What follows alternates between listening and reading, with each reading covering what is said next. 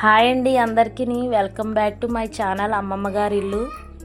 ఈరోజు వచ్చేసి egg fried rice prepare చేయబోతున్నాం. ఫస్ట్గా స్టవ్ వెలిగించుకొని గిన్నె పెట్టుకుని అందులో ఆయిల్ వేసుకుని వేడెక్కిన తర్వాత బిర్యానీ సామాన్లు అన్నీ వేసుకుని బాగా వేగించుకోవాలి. బాగా వేగిన తర్వాత ఆనియన్స్, క్యారెట్, పచ్చిమిర్చి, కొత్తిమీర ఇవన్నీ కలిపి కట్ చేసుకుని పక్కన రెడీలో పెట్టుకుని ఆనియన్స్, క్యారెట్, మీ దగ్గర ఉంటే బీన్స్, బంగాళదుంప ఇవి కూడా వేసుకోవచ్చు. మేము ఏమి వేయకుండా మామూలుగా సింపుల్గా రెడీ చేసేస్తున్నాం. ఓన్లీ క్యారెట్, ఆనియన్స్ వేసి బాగా వేగించుకోవాలి. పచ్చిమిర్చిని బాగా వేగిన తర్వాత అల్లం వెల్లుల్లి పేస్ట్ వేసుకోవాలి. అది కూడా బాగా వేగిన తర్వాత గరం మసాలా పౌడర్ రెడీ చేసుకుని పౌడర్ పెట్టుకున్నది అది కూడా కొద్దిగా వేసుకోవాలి. గరం మసాలా పౌడర్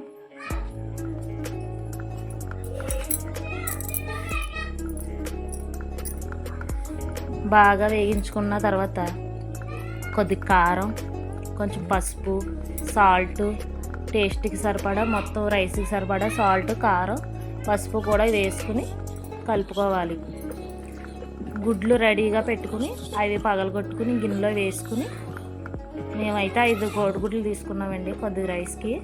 మీరు ఎన్ని కావాలితే అన్ని వేసుకోవచ్చు టేస్ట్ బట్టి. అది బాగానే వేపుకోవాలి. బాగానే కోడిగుడ్డు బాగానే అవ్వాక ఉడికించుకున్న రైసు పక్కన పెట్టుకున్నాము. అది వేడివేడి రైస్ ఇందులో వేసుకోవాలి. కోడిగుడ్డు వేసిన తర్వాత రైస్ వేసుకుని బాగా మిక్స్ చేసుకోవాలి. రెండు బాగా మిక్స్ చేసుకోవాలి. రైస్ అంతా ఎగ్లోకి అంతా మిక్స్ అయ్యేలా చేసుకుని సాల్ట్ సరిపోకపోతే కొంచెం వేసుకున్నామండి. తర్వాత కొత్తిమీర వేసుకోవాలి. అంతే అండి, ఎగ్ ఫ్రైడ్ రైస్ రెడీ. ప్లేట్లో తీసుకుని సర్వ్ చేసుకున్నామండి. పిల్లలకి కారం కట్టాలు తినలేని పిల్లలకి ఇలా రెడీ చేసుకుంటే వేడివేడిగా బాగా ఇష్టపడతారు.